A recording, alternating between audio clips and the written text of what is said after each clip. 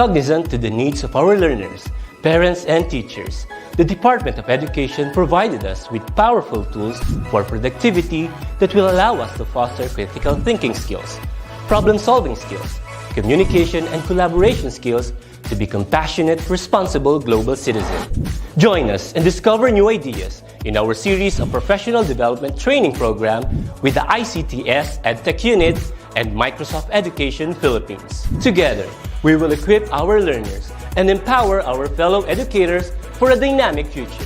Para sa bata, para sa bayan, at para sa guro. Sulong Edukalidad.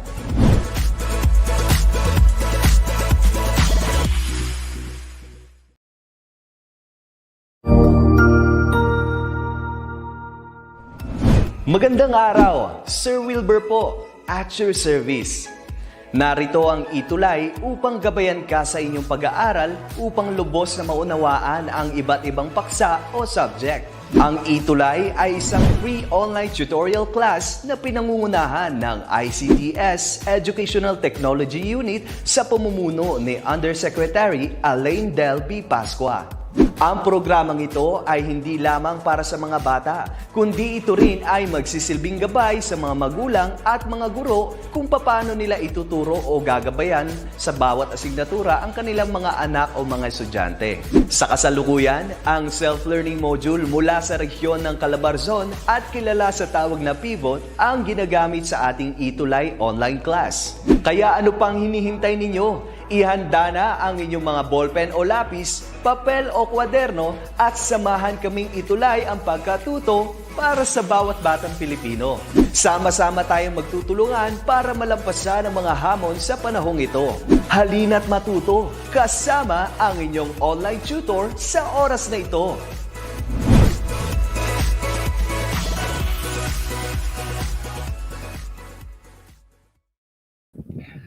Hi, good morning! Welcome po sa ating second session. Tama po kayo. Second session kasi kanina nag-live din po tayo for grade 7 learners.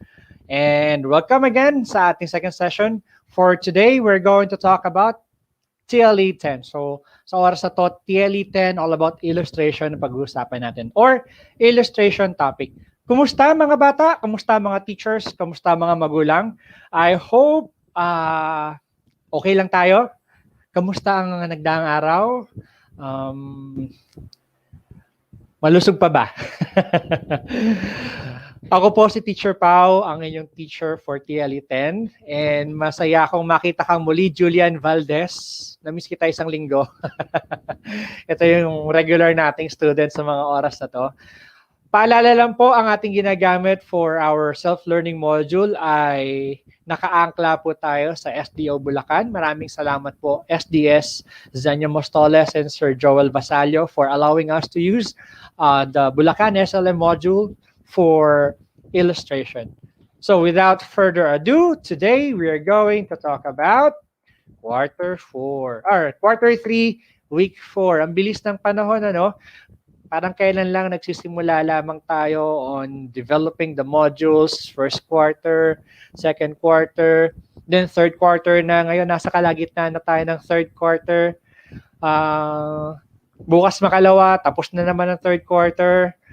Panibagong mga kaalaman na naman ang ating mga natutunan or natutuhan. Ang saya, di ba? Okay, magbasa muna tayo ng mga comments. Magbasa muna tayo ng attendance. Tignan natin kung nandito yung mga regular viewers natin from all over the Philippines, hindi lamang sa Bulacan. Rose Leilani. Magandang umaga po, Sir Ariel. Masaya ako na lagi ka nakasuporta sa amin. Sorry, hindi ko alam basahin pangalan mo. Nick Arlene Acoba from Muñoz National High School. Wow. Good morning sa'yo. Ayan. Ang saya, ang saya. Okay. Kilala nyo na ako, hindi na ako magpapakilala. Ilang araw na tayo nagkikita-kita, di ba? Regular na to. Every Friday. So now, for today, at the end of this tutorial, we are expecting that you learners will be able to define different storage requirements, identify different storage requirements, and differentiate the different file format. Familiar ba kayo sa mga file format? Ha? Familiar ba kayo sa mga file extensions na tinatawag? Hi, Teacher Marco Paulo, Len Contreras Bus. Ay, kilala ko to, Ate Len. Ay, kamusta kayo dyan? Kamusta yung mga anak mo? Sali kayo dito, ha? Makinig kayo sa session natin. Onile Fluces from NVNHS, SDO Cotabato. Kamusta dyan sa Cotabato? Okay ba signal natin dyan? Ha? Join kayo sa amin, ha? Araw-araw dito sa ETUlay. Okay? Para mas lalo tayong maraming matutuhan. No? Okay, tuloy natin. Balikan ko yung tanong ko kanina, familiar ba kayo dun sa mga tinatawag nating file extensions, file types, file name? Isa yan sa mga matutuhan natin ngayong oras na to. Pero para mawala ang kaba, mawala ang lungkot, sumaya tayong lahat, maglaro muna tayo. Alam niyo ba yung larong Celebrity Bluff? Okay, we are going to play fact or bluff. Minodify lang natin yung true or false. Baka kasi sawang-sawa na kayo sa true or false ni Sir Marco or ni Sir Pau. So ngayon, magbibigay ako sa inyo ng mga statements. Sasabihin nyo lang, i-comment down nyo lang kung fact or bluff. Ready na kayo mga bata? Okay lang po ang signal. Wow. Ayan, ayos. Buti naman okay ang signal sa inyo dyan sa Cotabato. Okay. Magandang umaga sa ating 23 million viewers. Live na live po yan. 23 million. Maraming pong salamat sa inyo. Okay. So, unang statement. Tanda na, fact or bluff lang ang susulat natin. Yan. Basahin ko para sa inyo. Adobe Illustrator or AI format is a proprietary file format developed by Adobe Systems for representing single-page vector-based drawings in either EPS or PDF format. Anong sagot? Is it a fact or a bluff? Mga bata, careful tayo sa spelling ha. Fact. Okay? Ang basa po doon ay fact with a silent C. Anong sagot? Good morning po, Ma'am Monet Hermogenes Manzo. Invite natin mga learners natin from SDO Bulacan. Ayan, tuloy lang. So, ang sagot natin for number 1 is tadan, fact. Later on, sasabihin ko sa inyo kung bakit siya naging fact. Okay? I am just testing your prior knowledge dun sa mga lessons natin. Okay, sunod. The EPS format preserves many of the graphic elements you can create with Adobe Illustrator, which means that EPS files can be reopened and edited in Illustrator files. Anong sagot? Fact or bluff? Ayan. Basta tayo ng comments. Tignan natin. Ayan. Galing. So, if your answer here is fact, you are right. Question number 3 or statement number 3. Scalable vector graphics or SVG is a vector format that produces high quality interactive web graphics. What is your answer? Anong sagot? Ha? For number 3, ang sagot natin dyan ay fact. Another statement. Flash XML graphics or FXG is helpful designing print materials, web page, and mobile mockups, logos, film, and video graphics. What's your answer? Is it a fact or bluff? Ayan. Number 4, this one is bluff.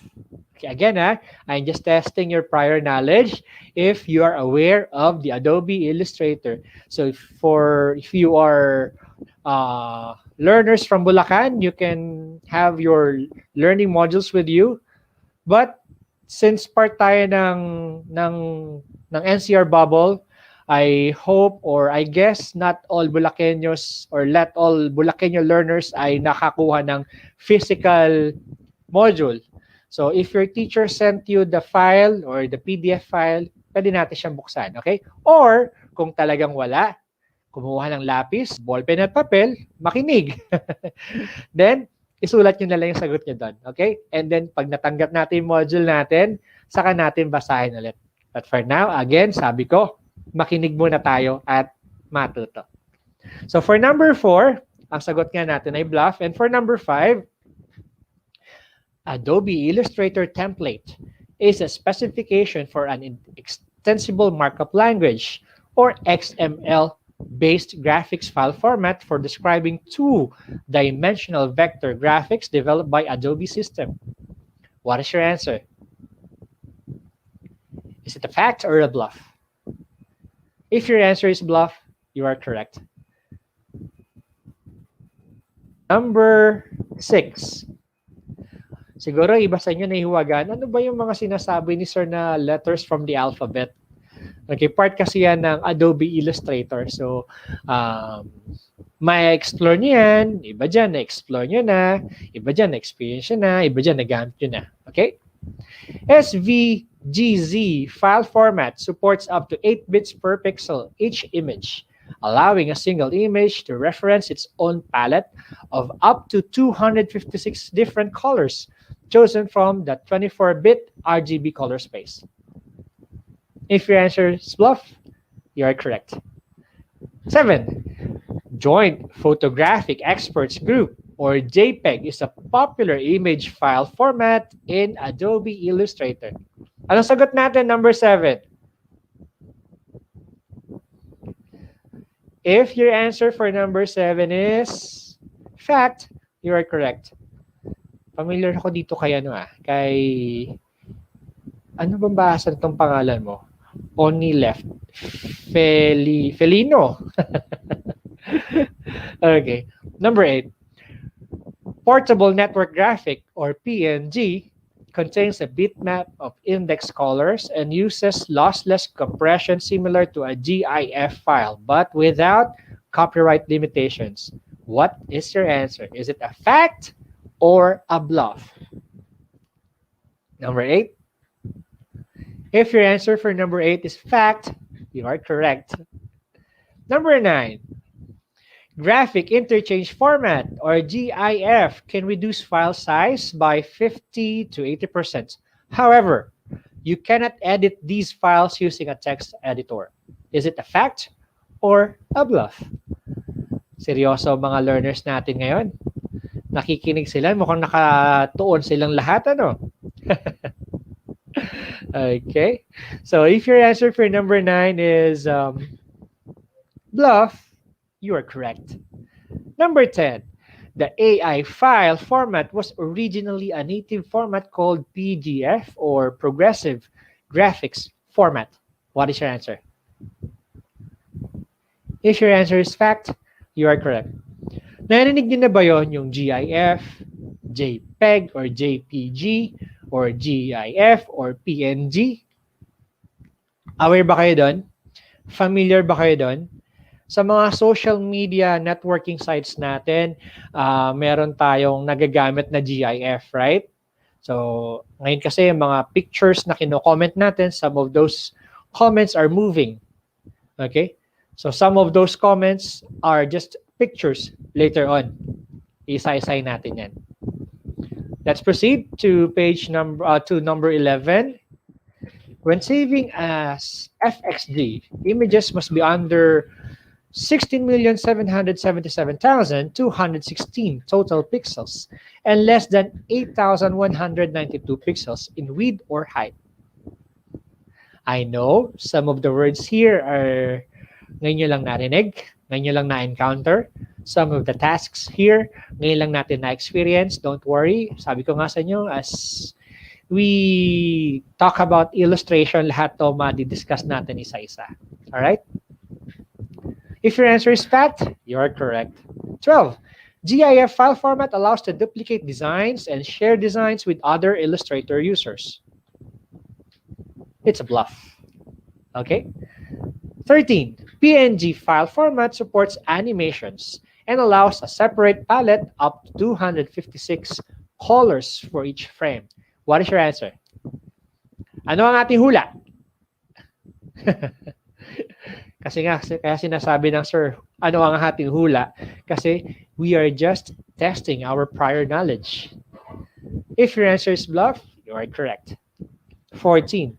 Jpeg file format is commonly used by digital cameras to store photos since it supports 224 or 16,777,216 colors. What is your answer? If your answer is fact, you are correct. Last number, number 15. AIT file format has ability to use a transparency channel increases the versatility of this file type. Anong sagot? If your answer is bluff, you are correct. So let's proceed to our learning task 2. This time, magpapakita ko sa inyo ng mga icons, ng mga pictures, and then you're going to tell me ano yung icon na yun, ano yung picture na yun. But before that, we are talking about file extensions. Okay? Ano yung mga alam ninyong file extension? Narinig nyo na ba yun? Sige, magbibigay ako ng example. Si Sir Marco, si Teacher Pau, nag-type gamit ang Microsoft Word. Nag-save si Teacher Pau ng Microsoft Word. Ano ang file extension ni Microsoft Word? Sige nga. Tignan natin. Ano ang file extension ni Microsoft Word? Familiar tayo dyan? Okay. Kung ang sagot mo ay .docx, tingnan natin. Notepad. I'll open my notepad. Para mas maging interactive tayo. Ayan. Bubukas tayo. Wala kasing whiteboard marker si Teacher Pau dito. Okay. .doc or .docx. Okay. Ito ang file format ng Microsoft Word. Ayan. Nice try, Joyous. Oy, suki ito So, ito yung MS Word. Ito yung MS Word format natin. Okay, yan yung file format nila. Dot or file extension nila. .doc or .docx. Yung Microsoft O365 natin, Microsoft 2010, sa pagkakaalam ko, naka-docx format na yan. Okay? Sige pa, para mas familiar tayo. Paano naman kung gumamit ako ng MS Excel? Ano ang file extension ng Excel? Familiar kayo? Ha? Familiar kayo sa Excel? So, syempre, nagsisimula yan sa period or dot. Okay, lakyan pa natin ng konti para mas basable. Ano daw? Basable daw. Ayan. Basang-basa na, di ba? So, sa Excel, XLSX or .xls. Okay? Yan yung mga commonly known file extensions natin na ginagamit natin sa pang-araw-araw nating paggamit ng computer. Especially kapag ka Word, okay, nagtatype tayo, we use that for document, and for Microsoft Excel, we use that for spreadsheet. Good morning, Ma'am Rowie. Good morning. Ay, tama na si Joyous. Correct po kayo, Ma'am Rowie. Mukhang familiar kayo sa Microsoft Excel. Okay? So, para mas maging familiar tayo, going back dun sa ating Illustrator file. Ayan. First icon, first picture. Dadan! Sa mga learners natin, all around the Philippines, all around the world, if you are watching, okay, what file format is this? Anong software or application program ang ginagamit natin to open this kind of format? Okay? May idea kayo? Adobe product siya. Okay. So, this one is an Adobe Illustrator or AI format.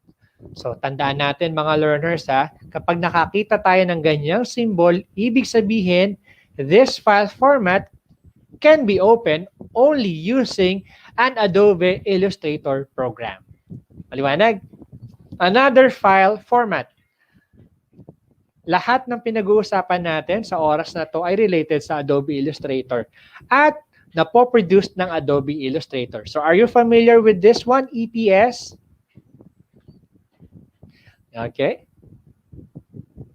Pag sinabi nating EPS, meaning yan, Encapsulated PostScript or EPS. So, may mga graphic artists na hindi lang Adobe Illustrator format ang kanilang ginagamit na format, kundi ito ring EPS. Why? Alam nyo ba na pag kayo nagpunta sa mga large printing company, yung mga nagpiprint ng tarpaulin, they would like to ask na isa-send sa kanila yung encapsulated PostScript format rather than the AI format. Bakit? Kasi yung encapsulated PostScript format ay naglalaman ng lahat ng fonts na ginamit dun sa AI file. Hindi katulad ng AI format. So for example, nagpunta ako doon sa isang computer or doon sa isang printing company, okay? Tapos gumamit ako ng hindi common na font type. Mas prefer nila na ibigay ko sa kanila is the EPS kasi nasa-save pati yung mga fonts doon. Nagets nyo? Unlike doon sa Adobe Illustrator format, nagkakaroon ng changes kapag ka ito'y pinasa ko sa kanila. Okay? Ano yung changes na yon? Yung hindi common na fonts na wala sa computer natin. Okay? May tanong? And EPS file is advisable for printing. Lahat naman siguro ng gagawin natin sa Illustrator, hindi lahat yan ipinopost lang natin. Okay? Hindi siya for multimedia, hindi lang siya for social media viewing or for social media posting. Ginagamit din natin siya for print ads. So, mas advisable na EPS ang gagamitin natin. Meron tayong tinatawag na vector and raster graphics. Mahalaga na maintindihan natin to when we are talking about images or Illustrator. Marami kasi tayong mga tools na pwedeng gamitin for illustration. Okay? Pwede tayong gumamit ng Photoshop, pwede tayong gumamit ng Adobe Illustrator. Tandaan natin na ang Photoshop is a raster graphic at ang AI or Adobe Illustrator is a vector graphics. Okay? So, anong difference nun? Yung raster or yung Photoshop composed of pixels. Kaya ang tendency kapag ka nag-zoom tayo sa Photoshop, pixelated.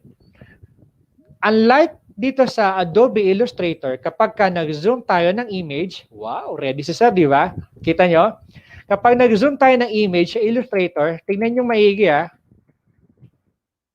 Wala lang akong Photoshop file. Okay. Nagpipixelate ba? Diba? Hindi, no? Hindi siya nagpipixelate. So, therefore, if we are going to make illustrations, mas advisable na gamitin natin si Adobe Illustrator. Kasi po, dear learners, mas maganda si Photoshop for photo editing. Okay? Pero, hindi sinasabi ni Sir Marco, ni Teacher Pao, na wag natin gamitin si Photoshop for illustration. Mahalaga sa mga panahon ngayon na hanggat maaari, we develop our skills in using different kinds of software applications. Tandaan, marketability. Anong mina-market natin? Skills natin. The more we know, the higher the marketability value na meron tayo. Okay? But I am not saying na kailangan natin maging jack of all trades. If you are skilled, especially in arts, practice using the different illustration applications. It will help you. Okay? So habang bata pa kayo, i-develop yun na i-develop yan. Sooner or later, you will reap what you sow. So, to continue with, okay? Are you familiar with this file type? I know you're not, especially if you're not using Adobe Illustrator. So, isa to sa mga file types na may encounter natin sa Illustrator. We call this as the scalable vector graphics. So, this format produces high quality and interactive web graphics. We use SVG for uploading illustrations for websites. Okay, kasi portable siya. Okay? We also have ASE, or we call it as the Adobe Illustrator Template, or AIT. Okay? Familiar? I know, ngayon nyo lang na-encounter yan. Don't worry, it's okay. Kasi sooner or later, you will be able to experience that.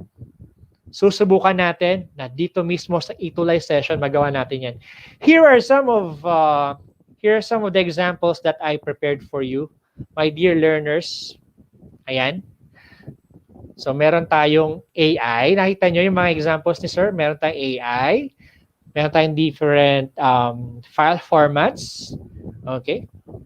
So, tingnan natin paano tayo magdi-determine ng file format. So, nakakita tayo ng mga icons. Ang tawag natin dyan icon.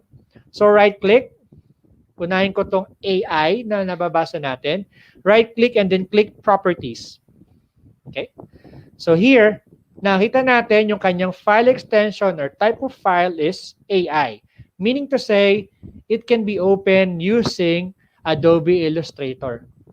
Paano, sir, kung wala akong Adobe Illustrator, mabubuksan ko ba yan? Sorry to say, hindi po. Sir, wala akong makitang AI, pero paano ko malalaman na AI yung application na ginagamit ko or gagamitin ko? Ito yon. Click natin yung Properties, right-click on the icon, then Properties, lalabas doon yung file type, .ai. Try natin yung ibang icon. Okay? ASE, Properties. So, gawa siya sa AIT. Yun yung file type niya. Adobe Illustrator Template. Okay? Then, mamaya papakita ko yung mga tasks na ginamit natin. Okay? Then, play natin. Ay, umulit yata. SVG. Sorry, hindi napansin ni Teacher Pao. Umulit. So, recall natin. SVG, meaning Scalable Vector Graphic.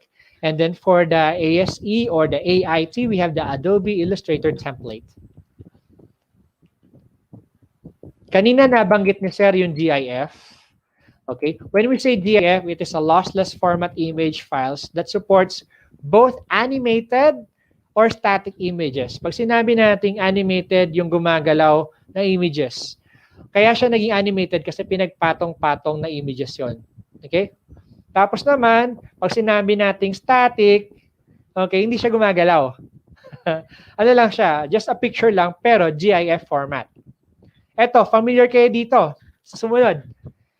If you are a photographer, photo hobbyist, ano pa ba? Mahilig mag-selfie, most of our image format ay naka-JPEG or naka-JPEG or JPG. Common yan sa mga cellphones natin, sa mga cameras natin. Yan yung standard file format na ginagamit natin. Okay? Hindi lang sa digital camera ha, pati sa inyong cellphone camera. Maliwanag? Naintindihan? Okay. Ano meaning ng JPEG? It means Joint Photographic Experts Group. Okay? Sunod. Look closely dun sa ating picture. Kanina nabanggit ni Sir JPEG at GIF. Sa tingin nyo, ano ang file format ng picture na to? Is it a JPEG or GIF? Comment down, please. Ano? May sagot kayo? Okay. Ang format niya ay GIF. Bakit siya GIF? Kasi moving. So, pakita ko sa inyo yung sample ni Sir Pao. Ito yan, oh. Animated gears. So, ito yung picture niya. Taran! Umiikot-ikot siya, di ba? So, paano titignan yung file type niya? Kung tama bang sinasabi ni Sir, kung GIF siya? Right-click dun sa file or dun sa icon, and then click Properties, GIF file.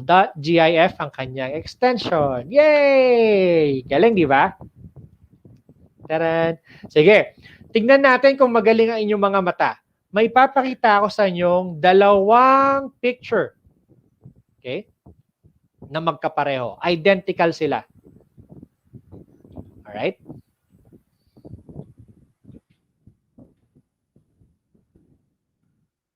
Meron akong dalawang picture dito. Smiley. Ano sa dalawa, left or right, ang GIF, at alin sa dalawa, ang JPEG lang or normal picture lang. Do you have an idea? Thank you po. Ayan, may mga masisipag tayong nagko-comment down. Ang hirap tignan, ano? Ang hirap pansinin yung difference ng GIF sa JPG. Mahirap yan. Kung titignan lang ng naked eye natin. Okay? Pero, kung gagamitan natin ng mga tools natin, so since I am using my PowerPoint here, pakita ko sa inyo, ha? Tadan. Tingnan nyo to. Ayan. Kita nyo? Ang tanong ni Teacher Pao, alin dyan yung GIF, alin dyan yung JPG? Malalaman natin yan when we move the picture. Pag pinagtabi natin yung picture. Okay. This time, ano ang GIF? Ano ang, sorry pala, mali ako. We are referring to PNG. Okay? Ano ang PNG? Ano ang JPEG? Okay? Wala kasi moving dito eh. Kaya walang GIF dyan. Na-tense na ang Sir Pao. Okay? Pag sinabi nating PNG, that is the Portable Network Group. Yan yung transparent yung background. Correct ko lang ang Sir, ha? Yan yung transparent yung background. So dito, if you're going to observe doon sa ating picture, whoop, ayan, na-tense na ang Sir Pao. Okay? Itong nasa right, naka-PNG file siya. Why? If we're going to arrange the picture, bring forward natin, yung PNG file, natanggal ko yung white background niya. Okay? Sinave ko siya as PNG. Okay? Pag nag-save tayo ng PNG, yung kanyang background, as long as it is transparent, nagiging i-output natin background. Okay? Kapag naman naka-JPEG file lang tayo, observe ulit natin, nakita natin yung mga white space doon. Okay? So, naka-JPEG siya, hindi transparent yung background. Ibig sabihin, white lang yung background natin. Correction, ano? Ulitin natin. PNG stands for Portable Network Graphics. Okay? Kung saan, kapag gumamit tayo ng PNG file, yung background ng ating picture ay nagiging transparent. Maliwanag? Sana nakorek ko yung sarili ko doon. Kinabahan ng Sir Pao, patawarin nyo na. Okay? I am so happy to be with you again today. Bitin na bitin ang oras. Marami pa akong gustong ibahagi sa inyo.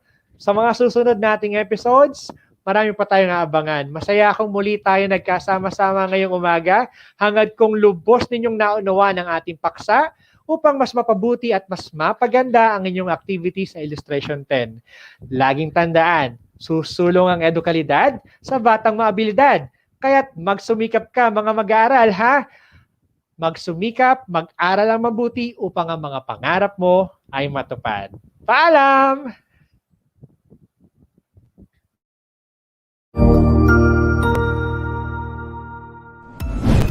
Sigurado ako na marami ka na namang natutuhan sa ating ETUlay tutorial session ngayong araw. Tandaan, ito ay hindi lamang para sa ating mga mag-aaral, kundi pati rin sa ating mga minamahal na guro at mga magulang na kaagapay natin para maituloy ang pagkatuto sa kabila ng nararanasang pandemya. Patuloy ding sumubaybay sa DepEd TV para sa mga araling ginawang video episodes. Mapapanood ito mula Lunes hanggang Sabado, alas 7 ng umaga hanggang alas 7 ng gabi sa inyong mga telebisyon. Abangan sa Lunes mula 1:00 ng tanghali ang iba pang aralin sa ating ETUlay free online tutorial session sa Science. I-like and subscribe at manatiling nakasubaybay sa ating ETUlay tutorial session sa DepEd Edtech Unit FB page at Educational Technology Unit channel sa YouTube at sa DepEd Tayo at DepEd Philippines social media accounts. Paalam!